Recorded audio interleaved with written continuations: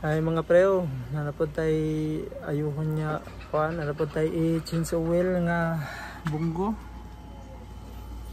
So mag change oil ta. Ngarang oil nga ipalit bago na eh. Ha? Ito. Telo Gold. Sa itong mga tools. Itan. Buluan naman sa pag-DIY sa pagkuan. Change oil sa bunggo sa inyong sakyanan, Kia Bunggo. Okay. Ito. Okay guys, gamit aning pangtanggal sa oil filter. Okay. Ito ang sugdan. Sugdan natin guys. Kita.